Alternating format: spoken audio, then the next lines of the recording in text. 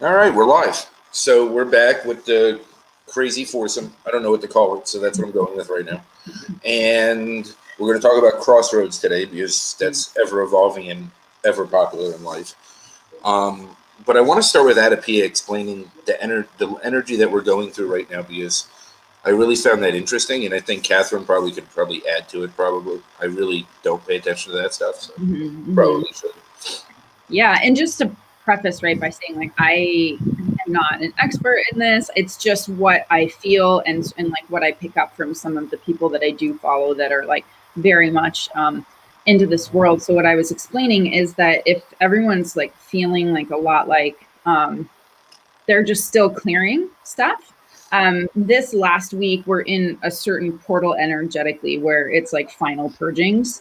And this work that feels never ending, that we're always like clearing, like, why am I still dealing with this pattern, or why am I still dealing with this thing? A lot of it is around these dynamics of the like codependency, and this idea of separation, and then we attach to, usually unhealthy people. Like all that is like coming up for like a final clearing. And so then we end up creating a lot of space when that's cleared, and then we need to rest. So I would say like a lot of July is actually going to be resting. Like I feel things slowing down a lot, and we need to rest and we need to integrate, because then on August 8th is the Lionsgate portal, which is like every time we come back around to the Lionsgate, we get clearer on our mission, and then we receive like these really strong, always on the Lionsgate, it's just like mission.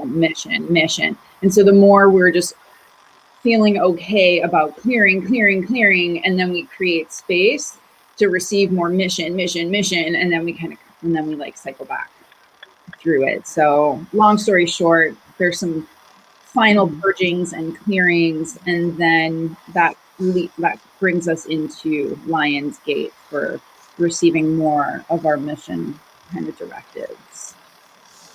I've got to say, as somebody who's been stuck here for 16, 17 months, August 8th sounds like an amazing day to me, and I'm counting minutes. My target move date is August 7th, as long as everything falls in place the way it's supposed to. So, wow.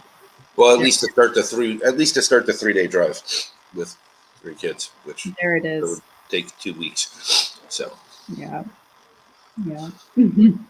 But it's ironic. I just found that very interesting, and a lot of stuff's been coming up for me, and a lot of self stuff, which I guess is healing and clearing. So I've been dealing with a ton of it this past couple weeks, and I found that very, very interesting. Same. Raise your hand. Right? It's been an interesting couple of weeks. It has. It's been rough and fun and horrible and everything all in between. That's the solstice energy, right? We had eclipse, solstice. So that's a big bunch of power in there, because like solstice is the equivalent of the full moon from a cyclical perspective. And so there was a lot coming through to manifestation. There was a lot being brought to light. There was a blooming, and it's like an energetic peak. And then after that, it's this sort of sense of like, I got to get things done. And so there's just so much in there that moves and moves and moves. And because we're all doing so much of this inner work and this awakening work, for ourselves and for the collective, that we just need to be cognizant of that, because a lot of times we're processing things that are not ours.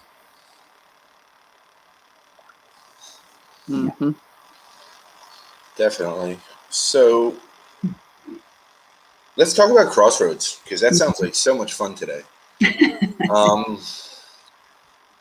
I feel like I'm always at a crossroad. I feel like I'm always at a pivotal decision point and a crucial change and decision in my life. And it feels like every decision is crucial. And I feel like because of my circumstance, everything's magnified, right? And every decision I make directly impacts my children and how they're impacted. And until this is over, I can't truly get them the help that they need. I can't get them the family support that they need.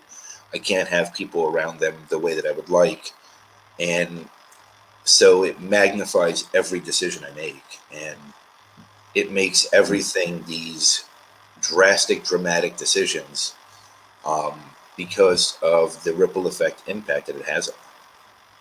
And I really always feel like I'm at a crossroads. I feel like as soon as I get through one, I'm already entering the next crossroad. Like there's no break in between for me.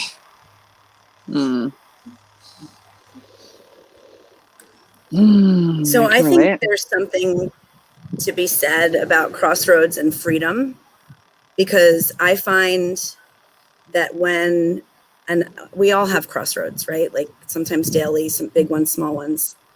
And it's the reframe of how much freedom you have on the other side of the decision because the decision's made. So I'll give you an example. I was in a major, and Mike knows this story ad nauseum, so sorry, but I was at, my children went to camp this summer. They went to overnight camp for 7 weeks. My 9-year-old and my 11-year-old. I'm kid-free. And when I dropped them, I kept it together. And afterwards, I was fall to your knees type upset, like in mourning. I was smelling their clothing, like that kind of mental state of like, what am I going to do in my life with it? I can't believe they're not here. This house is so empty. And it was just affecting me on such a deep level. Of course, once I did, really examine it, it's a lot more than just them leaving. So I that's that. But on the other side, I was at a crossroads. Like I was either going to crumble or I was going to pick myself up. And on the other side of crumbling was this unbelievable freedom, to where when I sat with it and I realized like they're safe, they're happy, they're fine, they're loved, they're having the time of their life. And I can't define myself only as being a mom. There's a lot more to me. I found freedom in that crossroads. So I turned the corner, or I crossed over the crossroads, or whatever you do with crossroads. I decided which direction I was going. And I have this unbelievable personal freedom of, I don't, okay. Oh my God. Sorry. That was my dad. I have this unbelievable feeling of freedom that, first of all, I'm not responsible for any other humans for 7 weeks, which is unbelievable. I haven't had that in over a decade. But second of all, like I'm way more than a mom. And not that being a mom isn't so special. It's special and important, but there's so much more to me. So at this other side of this incredible crossroads, I got to the other side finally. And I'm just in this free space right now. And it's beautiful. So it's not always a dramatic negative. There's a lot of decisions you're making right now with positives on the other side, Mike. There's just a lot of decisions, and it's just never ending right this second. And my circumstances kind of just controlling what I'm allowed to decide on and what I'm not allowed to decide on, and it's really getting frustrating. I hated it for the first 3 months. Then I found peace within it, found healing through it, and then the last couple months have just been like bone crushing, nerve crushing, just crushing in every single way and just collapsing upon me. And I feel like I have zero say in my life whatsoever, other than the choice to continue to get up and keep going, right? Like that's the only choice that I feel like I have these days. I feel like the rest of it is all dictated for me in every way possible. And I'm trying to allow that the best that I can. I'm not doing great with it, but that's where I'm at, right? And I can't change it, right? Because I'm 17 months in, whatever it is at this point. I don't even know anymore. But I'm at this point, I'm that many months in, and I just got to keep going. And I don't have a choice, right? And, August 3rd should be the final end date, but they've told me that before. So until I get too excited about this possible end date, let it pass and truly be the end and go from there. So there's that anticipation that it could get dragged out longer. There's that anticipation that it actually could finally be over. And then what do I do when I don't have anything controlling my life anymore? Because then there's a lot of decisions, right? Because I'm used to being controlled now in this environment and circumstance. So what decisions do I make when I'm not anymore? And that's a lot of choices also, other than to put my kids in the best situation possible. So it's kind of what I've been doing. Katharine? Where do I begin? I think we are at a collective crossroads, for sure. And I live in California. I live in NorCal, and we are in the middle of a really intense heat wave right now. And 10 years ago when I visited San Francisco for the first time, it was in June, and it was freezing. I wore sweaters. I was surprised. I was like, this is California? Like, I came from the Midwest, and now I'm back in that same place, and it is 115 degrees. It has been for the past, off and on for the past few days. And so it's just really got me thinking about like, wow, we're in this moment of crisis. There is a lot of stuff coming up. And that's both in my personal life and in the collective. And I feel like I've been in a crossroads for the past 2 months with so many like major relationships coming up, so many major decisions, and really foundational like pieces of my life that have basically been what's what I've been using? Reconfigured. And I feel like, nothing happens in the micro without some sort of mirror in the macro. And so I'm kind of noticing all these big moments, around just like, wow, what happens when there's nowhere to really escape this moment? And I'll use the external heat wave as one of those. It's like, I'm here. I don't really have a place to go.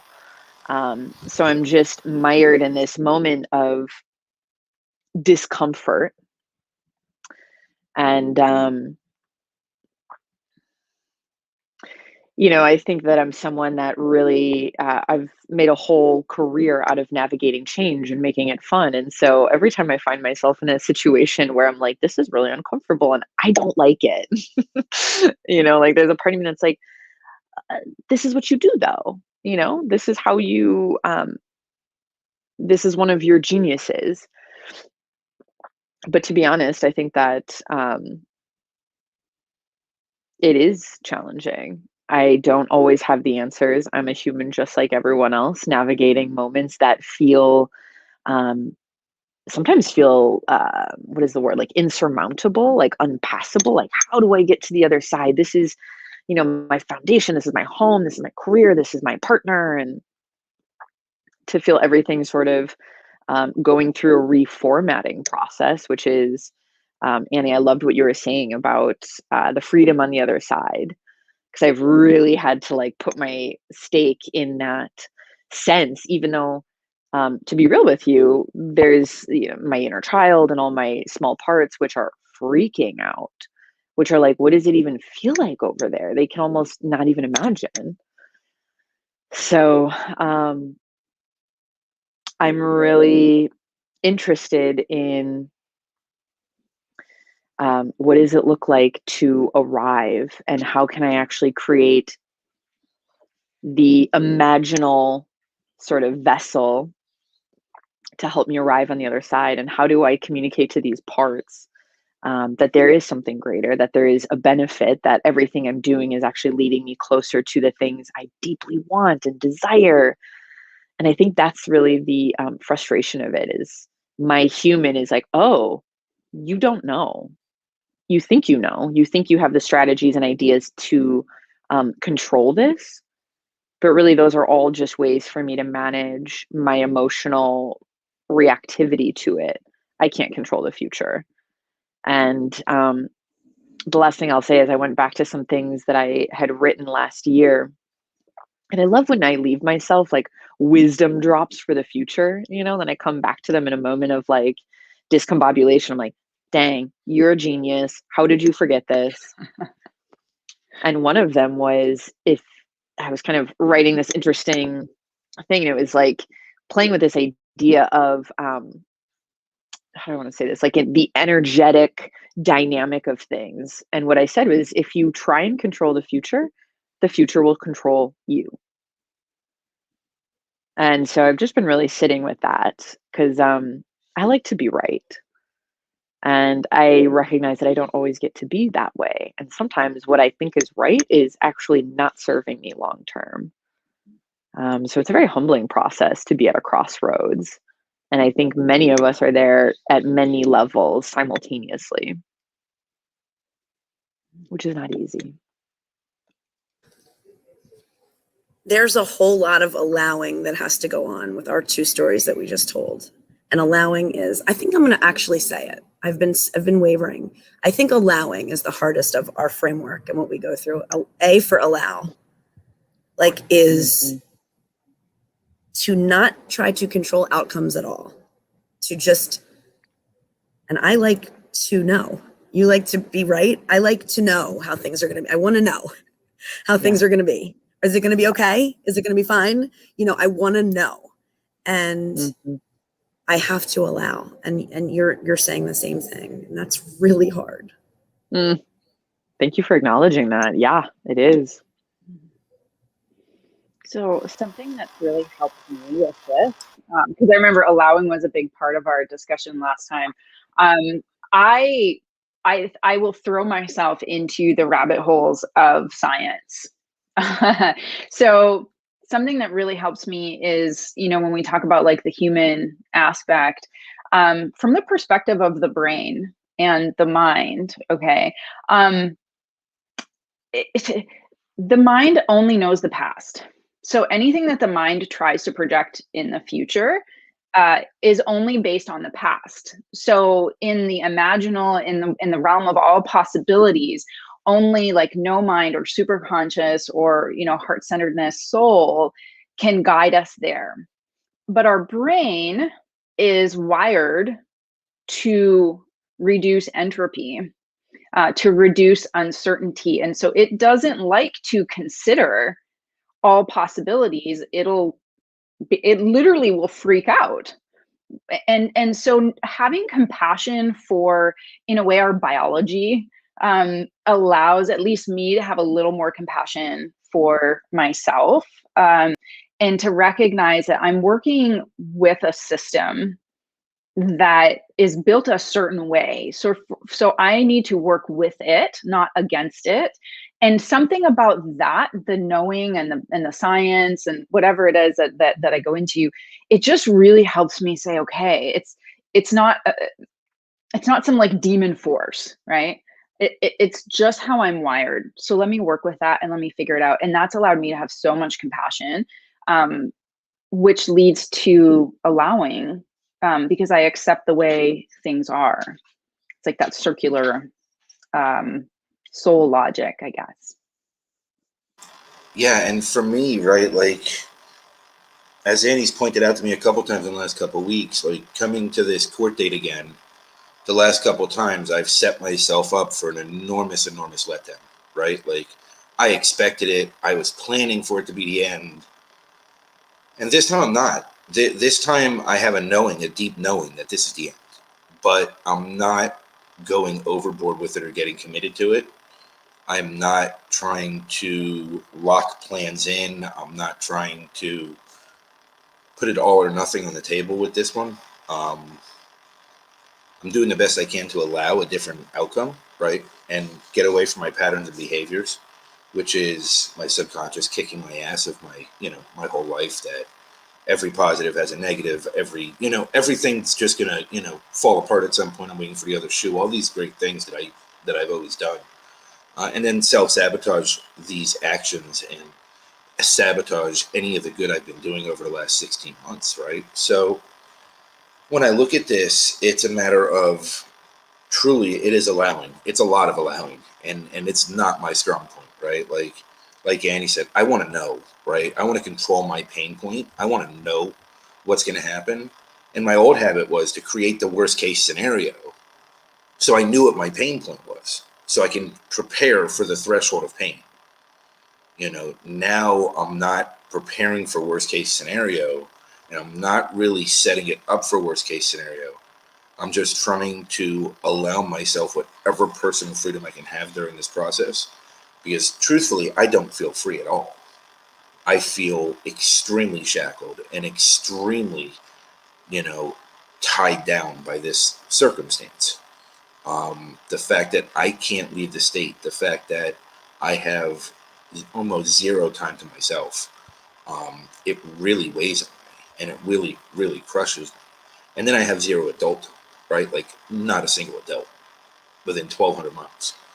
So it's all these different things that, as much as I've gained over this last 16 months, there's a lot of losses that I have too. And when I do move, and when I do go get set up somewhere, I do get situated, I'm a completely different person than I was. So there is no going back to what I used to do before this whole situation. First of all, I'm going to be a single father of 3. So there's going to be adaptable things there. But, me going out and spending time with friends and wasting time and energy is not going to happen. Right? If I want to spend time with someone, it's going to be very valuable. It's going to be very, very focused. And it's going to only be with somebody that I want to spend time with. I'm not going to just go spend time for no reason anymore. There is zero reason for me to waste my energy. Another thing that I've been noticing over this last month is, like, AdaPia was saying about the energies and everything else. There's lots of people that have walked out of my life, and I'm okay with that, right? I'm okay with losing the ones that don't see how they fit or don't want to fit in my life anymore. I have no problem with that, because I'd rather conserve my energy, my space, for those that matter most to me. And I'm not going to bring somebody in that space if there's no purpose for them to be in my life. I'm not looking for the escapes into people. I'm not looking to drag people behind me or have people ride my coattails. This is a time of ultimate focus for me. This is a time that, Annie and I have been in building mode for months, and I'm head down, just keep building. Because maybe it is whatever comes that August 8th, but whatever's coming is just going to be the next step of everything that we've already started. And I want to make sure that I am as ready for it as humanly possible, while also focusing on my daily, what I need to do daily, while taking care of my kids and biding my time to the best of my ability. And it's been a very tough process to balance all that. And it's just been very torturous and tedious.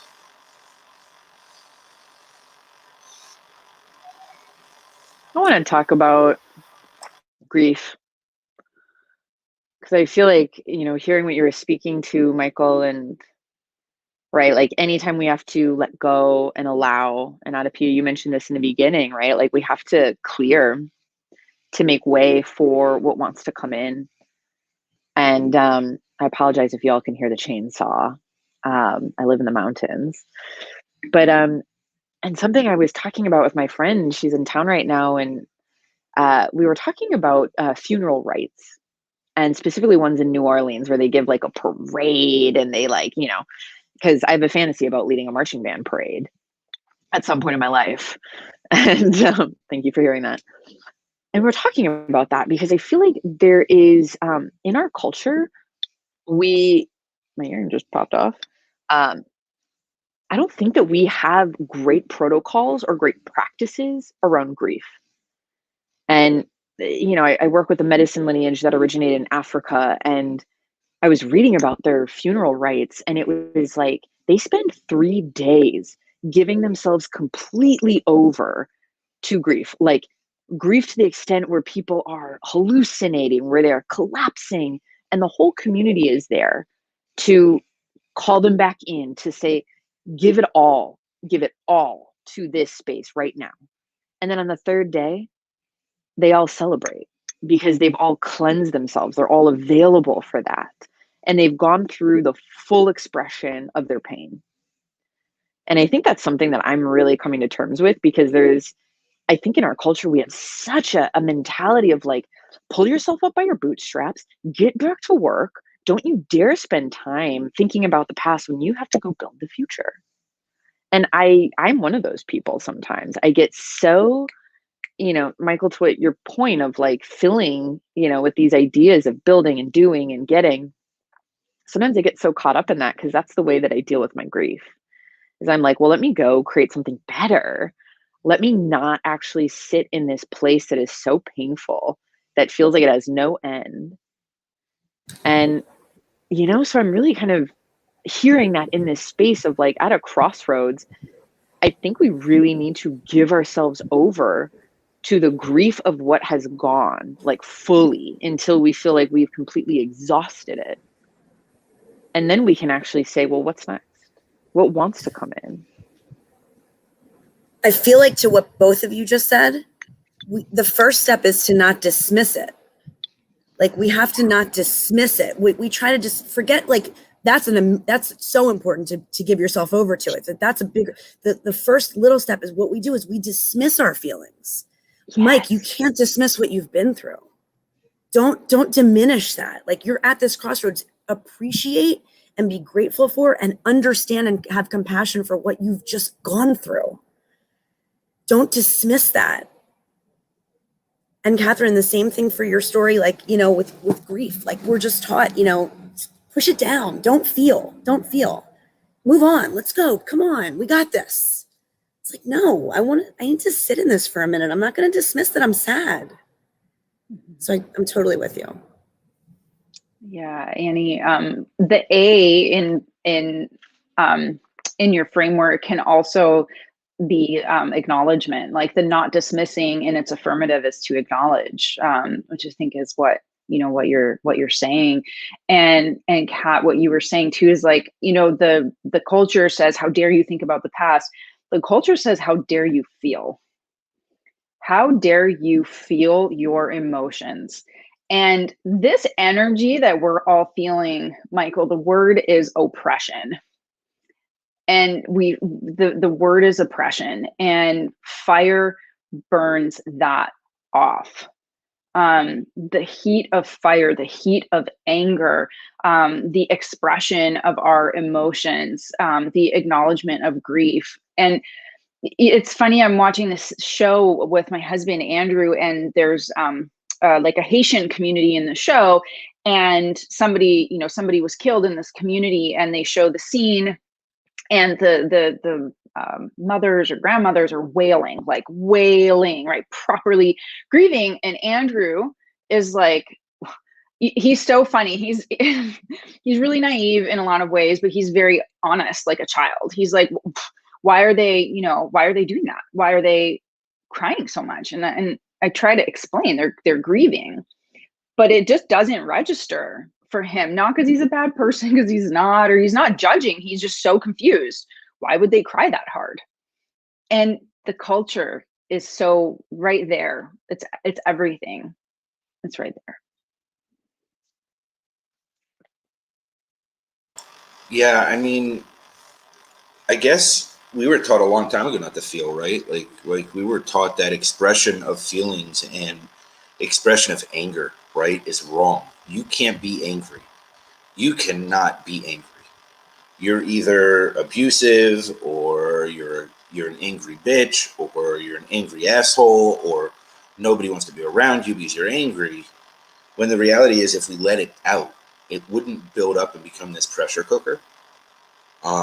Society has a way of forcing us to bottle our emotions completely and allowing it to become this pressure cooker that just eats us alive, right? And I still do it at times, right? I get very quiet, I disappear, I go inward, and then I'll go auditory and I'll just vent, right? Because I'm extremely auditory. So then I just vent, and it comes across as pure anger and pain.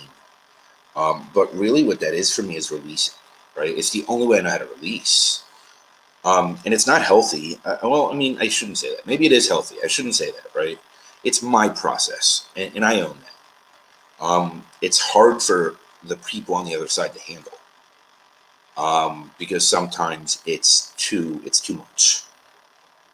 Because I go really dark, really deep, really fast, right? Like, I go straight to the core. Like, you know, when I hit that breaking point, I mean, I did it last night because I haven't been sleeping. My 4-year-old is just crushing me. Then I wake up, and my oldest didn't really sleep a good night's sleep the night before. She had nightmares, and she was crying in the morning, and that's only the second time she's cried since I've had her back. Even with everything she's been through, it's only the second time she's cried since I had her back. So her crying like that, and then her and my son asking me certain questions in the morning, made me blame and shame myself all day. And then I was exhausted, and it was really a long day and a lot of business and a lot of great stuff. But by the time that point in the day hit, I was so drained from everything that I went so deep, so dark, so just like off a cliff. Like, I hate myself. I'm worthless. I'm miserable. There's nothing I can do right. I just, and unfortunately, that's my childhood, right? That's what I was trained to believe, right? And I don't know how to release it another way, and I don't know how to be kinder to myself at those moments. But I do know that that's how I get rid of it. And then once I do that, I can sleep on it finally, because I won't sleep any other way. And then once I sleep it off, then I can write about it, because I can't write until I get it out first. It has to come out somehow. And it's usually not pretty, and it usually comes across very angry and very hurt. But I know me, and that's how I work, right? And it is healthier than how I used to be, right? Which was, let me numb myself out with any of the vices, right? Any of them, whether it's drugs, alcohol, porn, sex, relationships, anything that you can imagine, right? Like, I mean, it was crazy. Like, I hid behind everything. It didn't really matter. I had so many fake relationships and friendships just so that I never had to be home to look in the mirror, because I never wanted to look at myself, right? And I don't, obviously that one got taken away from me. So obviously I'm not able to do that one today. But it's life, right? We've got to learn what works for us. And we've got to hope that the ones closest to us understand us enough that they're able to handle it and not take it personally, right? And that's not easy to do. It's not easy to do, to hold space on that level, because I have a lot of energy, and I have a very strong energy. And when I hit that space, it gets really dark really fast. So if you're holding space for that, it's like trying to catch that falling knife or sword. You better have those gloves on, because if not, it's going to chop your hand off, right? And it's where I go, right? It's my way of letting it out. I don't know any other way to do it. And it's just how it works for me. Obviously, I don't have a issue being emotional. There's enough videos online of me crying and whining and bitching and moaning that, I don't hide my emotions. I also live in transparency, so my posts today, to both of them, were very relatable to where I was last night and what I learned from it this morning. Because it was like the clearing, and then the clarity that came from the clearing. And it does seem like these last 2 weeks, there's been a ton of that. A ton. Like, I mean, every day is like a new thing to kick me in the face. Every night is a new way for me to kick myself in the face. And then every morning is this amazing clarity about what I did the day before. And, sometimes I wish I could shortcut it and skip the pain the day before. But I think that's my growth and evolution through it, right? It's my process, and I own it. It's my process, and I'm glad that I have people in my life that understand me enough to understand where I'm at, right? And that I appreciate and that I hold space for. And I'm glad they're able to do the same for me to the best of their ability at all times. And it's letting people in that close is not easy. And that's a whole other issue with society. So let's not even kid about that. I mean, intimacy and understanding intimacy and understanding different types of relationships, different types of intimacy, and different types of bonds. That's a whole other issue, right? Because we're taught that men and women can't be friends, and if they are, then one's trying to sleep with the other, right? And the one that's trying to sleep with the other is usually the most damaged one, because that's what society says. Women sleep with a lot of men, they're whores. Men sleep with a lot of women, then they're heroes. So I don't know who all the men are sleeping with, but obviously it's making a lot of sense somewhere. But there's obviously issues here, and there's obviously enormous stigmas that need to be worked through on an emotional level, that people get to a point that they start appreciating their own energy and respecting their own energy, and they don't want to give it away when it's not worth it, because all they end up doing is hurting themselves. So I don't know what that rant started out as, but I just know that it kept going. So somebody please unmute and speak, because we all keep rotating being muted.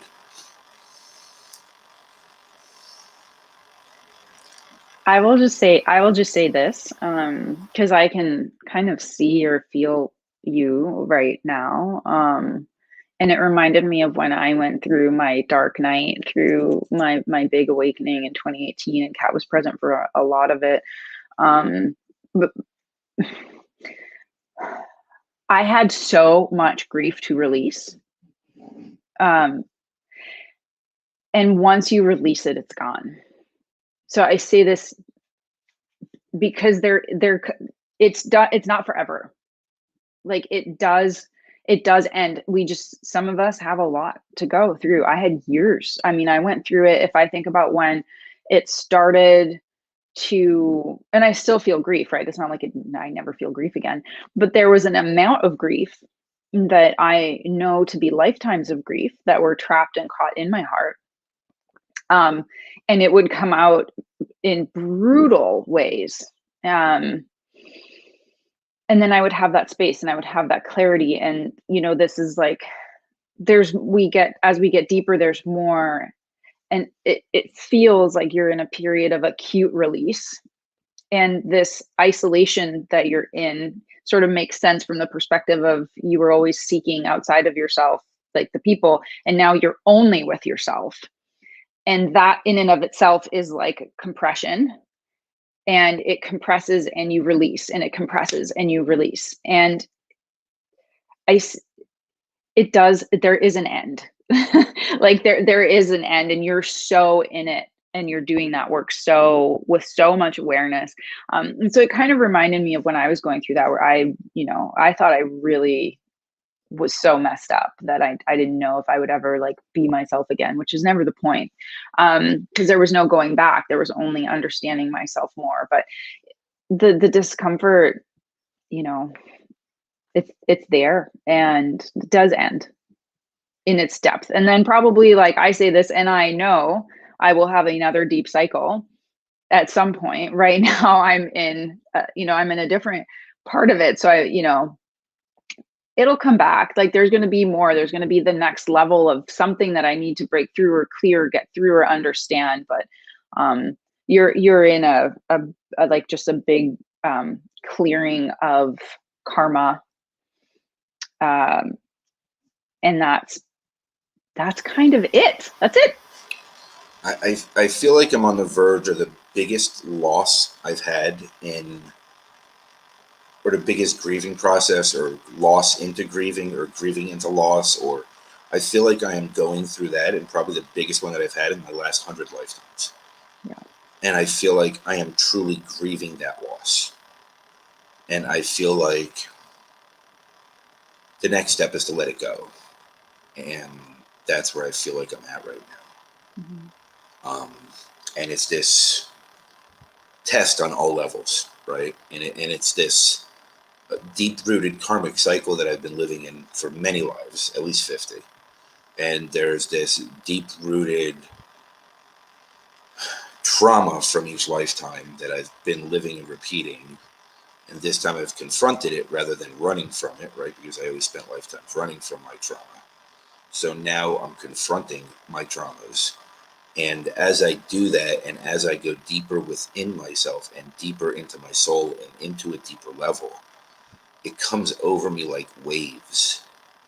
And then I just feel the collective on top of it. And that is drowning at times. Yeah. Yeah. And then having no human interaction, right? No face-to-face human interaction is like sucking the life out of me, right? And I know that I feel my own pain as I speak, right? Like I feel the pain coming through. Like my eyes are watering. I mean, I'm in friggin' pain, mm-hmm. right? And that's okay because it's part of this process. And I know that and I respect it. And I'm not hiding it because I can't hide who or where I am, right? It's not who I am. I live in transparency through and through. And I pride myself on it. I live it and I love it because it's what brings my clarity, is my transparency. But it doesn't make it easier, right? Just because you know what you're going through doesn't make it easier to go through it. No. And intellectually a little bit, like, what are you doing to support your body?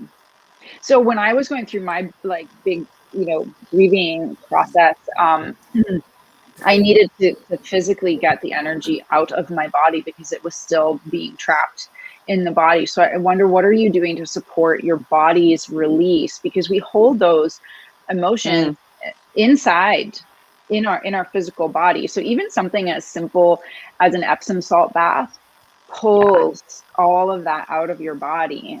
This isn't a bathtub I bathe in. Well, Can I I'm just offer saying, like, something? But To your point, AdaPia, Michael, as you were speaking, I wanted to say a few things that were kind of pinging around. One, we are in a moment of pattern breaking, right? And God knows that the patterns I've had, however obnoxious and toxic, have held me. They have parented me, maybe in, yeah, again, not an amazing way, not in a healthy way, but they have held me. And so when I let those go, it literally feels like, right, like a free fall. Like I am being dropped. Who's got me? Where's the things that have always held me? I'm letting those go. Right. Fuck. Oops. You know? And so I really, because I was hearing like reparenting, and I was like, oh, it's so annoying. I'm an adult. Why do I need to do that still? You know? But that is something that I've been in, like that negotiation process with the parts of me that do not understand, that are like shaking their fist at the sky. And to this point of like, okay, baths, right? A lot of rituals that have come through in my work for grief have been about the earth. And I took a little bit of my own medicine yesterday, and I went out to the burn scars that are in the forest where the wildfires ripped through. And it's wild. I've driven through there, and you can feel a totally different energy in the forest. And so my friend and I went out there because I've just felt really called to be in that area and just kind of be in the grief zone, you know? And this might sound weird, but a ritual that I've been giving to a lot of my clients who are dealing with grief is you need to dig a hole, and you need to put your face in that hole, and you need to speak all your grief to the earth. And I was given that ritual recently, and I was like, well, that makes sense. I got a lot of grief. I got a lot of anger. And the reason is that in the lineage I work with, the earth is the great mother father. It is the parent, the original, and it's a dual gendered being. So the earth is here to literally hold the excess, the overwhelm, the amounts, you know, the pain, all the things that we don't know how to deal with or what to do with. And so it's been a really interesting, when I did that, you know, it was funny because there's a part of me that's like, I don't need to cry right now. Like, I need to go get on my day. I want to go check the list off. But I go out to the forest and I like dig my hole. And literally before I could even get my face into it, I was already there, just like weeping, snotting. And I just put it all in this hole, you know, and I let the great mother father know. I was like, I'm mad. I'm sad. You abandoned me. You know, why did I have to go through this? It hurts so bad. And it was amazing because when I was done and I, you know, kind of like buried it, I'm like, okay, bad day. Oh, thank you. And I did feel lighter. You know, it was like the therapist that is not there to make it better for you, but is this there to witness you in the pieces that are so hard to share, are so hard to come to someone and say, hey, I don't know where this is going. I don't know what needs to happen, but I need to purge the emotions that are done living inside of me. And I don't feel that in our culture we are given those tools as witnesses or as, you know, the ones in pain. And sometimes they're so simple that it almost escapes me. Like, I don't know about you, but I find myself in a place a lot of the time where I'm like, ah, ah, you know, like, it's so hot in here. How do I get rid of this? Who, you know? And I'm like at the end of my rope being like, where do I put this unnameable thing? And so I offer that. It seems like a very untraditional way of dealing with it, but it did help. It was so, because the earth grounds us. We forget about that. We conceptualize grounding. We're like, oh, imagine that you're so grounded in this meditation. Yeah, go put your body on the earth. Go put your body on the earth, because it literally pulls it rebalances us on a cellular level. So I just offer that because it has been a very interesting healing partner of mine in those moments when I'm literally like, I don't know where else to go. So I go back to my source. I will give that a chance tomorrow because it's the last day I have without the kids at camp for 3 days. So take advantage of that day. Yeah, it's been a lot of meditation. It's definitely bad timing not to have therapy for 2 weeks because I took 2 weeks off of therapy. Um, Somebody else really close to me has been out of town for 10 days, so that made it more difficult too because I'm such an auditory person. So it's been a lot of self-imposed inwardness as well, and I've been, learning to rely on myself a little bit more and go inward a little bit more. And I think that's something I needed to do also, because I need to learn different processing habits as I go back to civilization. Right when this is over, Mm-hmm. um, if I go dig a hole in the woods around here, I might find a body. So I have to be careful about that. I'm like just south of the Ozarks, so you never know what you're gonna find. Um, but it's life is interesting, and the lessons that we learn are the lessons that we need to learn at that time. And when our souls chose our path for this lifetime, obviously I signed up for a hell of a journey, and I obviously signed up for the impact that I'm going to make in this world, right? Because I need to overcome all these things to make that impact. And, the losses that I'm grieving and the prior selves that I'm releasing and the prior selves that I'm healing and the prior selves that I'm forgiving for everything that I've done to myself, right? And all the ways I gave my power away and all the ways that I shame, blamed, and guilted everyone else. Right now, it's reflecting back inward and identifying where I put myself in those spots. Right, and there is almost a curse for being too self-aware, because you just keep going deeper. Right, you don't almost. I almost don't take a breath between my next level of depth. Um, and I'm not like everyone else. Right, I don't take those breaks and go run around and enjoy where I'm at the moment. I just go right to the next point. I just keep going. I don't take a break to, absorb what I just went through. I just keep going. And I feel like right now, with the convergence of the energies, with the convergence of everything that I've been processing, with the convergence of my circumstance, with the convergence of timing, everything that I'm going through right now is really like one of the biggest final releases I'm going to have for a while. Because once I enter this next stage, there's not going to be time for releases. Yes, I'll make time for myself. Yes, I'll make time for me time and meditation and doing everything I need to do for myself, right? My daily routine and taking care of myself and journaling when I do and writing and gratitudes, all that fun stuff, right?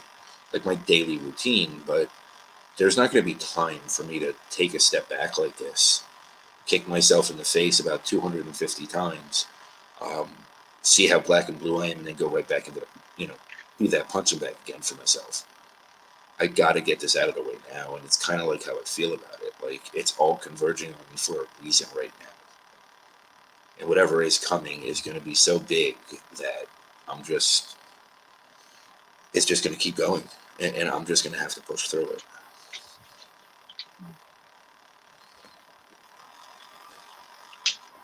Yeah, I think this is a book that kind of references what Kat was saying.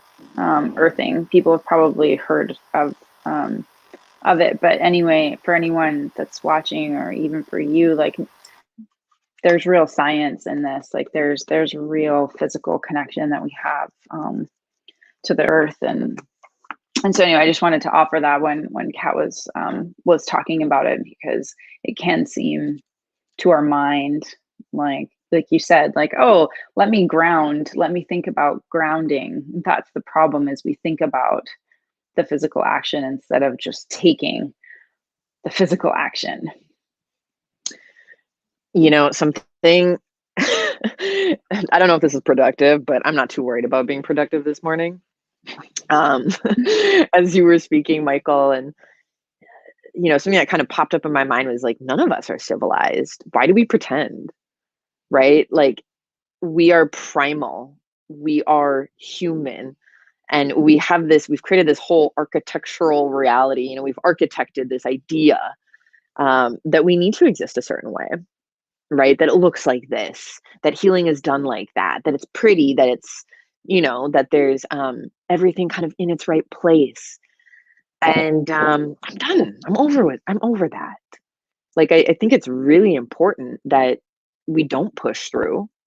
And God knows I struggle with that. You know, I want to get it done and go and move forward into the next beautiful era of my life. But I think there's something profoundly beautiful about embracing the mess and the chaos of ourselves. And thank you, AdaPia, to, you know, kind of acknowledge the fact that we live here so much.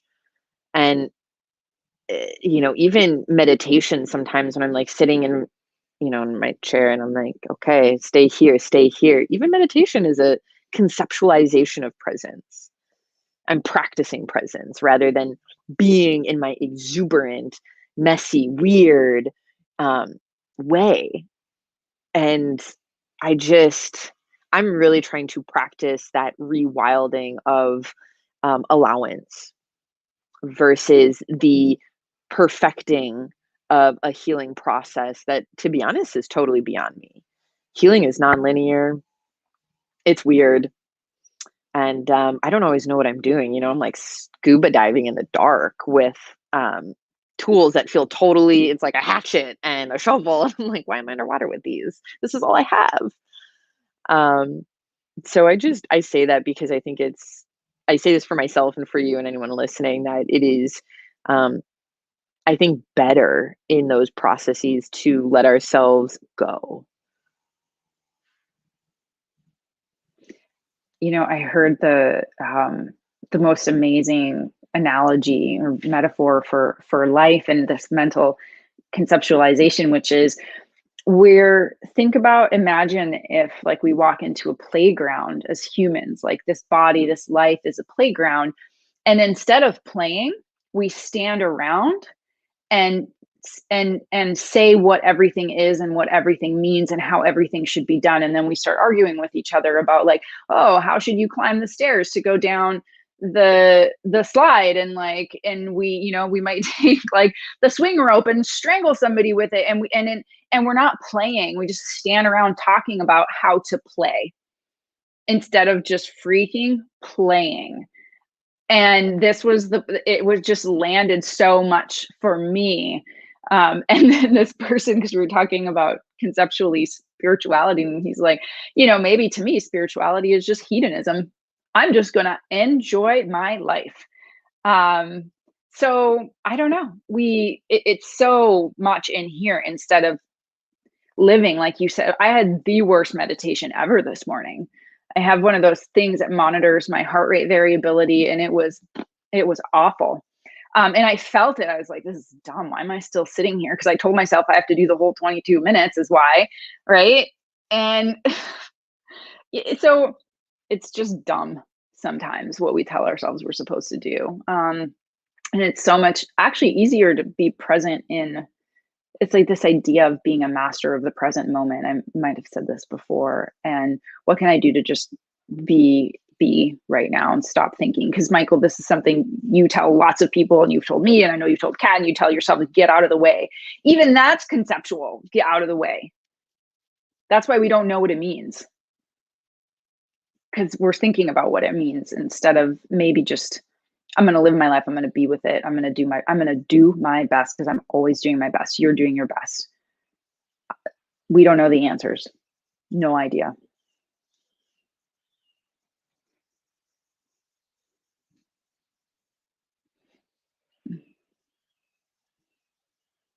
And just love. I'm gonna say it. I'm gonna say it. It's like not like gushy love, but just love of existence. Like existence. We're here. We're Unconditional love. yeah. Yeah. Yeah. Just yeah. So And there's I no don't know. conditions. Yeah. Go for Yeah. it. Yeah. Like, I mean, I'm no expert on this. I seem to have many conditions that I've placed on my existence that I'm in the process of unbinding. But the unconditional to me is not like love what's perfect and love what's cute and love what loves you. It's wow, can I love the thorn in my shoe? Can I love the person who has deeply wounded me? Can I love the people who didn't know any better? Can I love the people who still haven't taken responsibility? And can I love life even when it's not delivering me the results that I desire?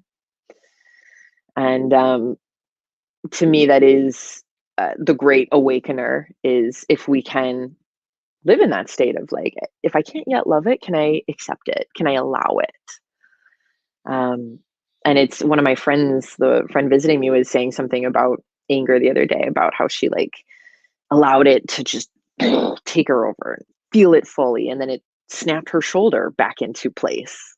It like actually moved her body back into alignment. And sometimes I forget that because, when my anger overtakes me and I'm like, ooh, that's not civilized. Where can that go? I don't know. So I restrict it. And then of course we hold that restriction in our bodies and go about our way. And so I think that is one of the secret sauces, is can we just allow everything to happen in the way that it's going to, without trying to, create this like maze of like, no, go this way, take a right. No, you didn't do that right. So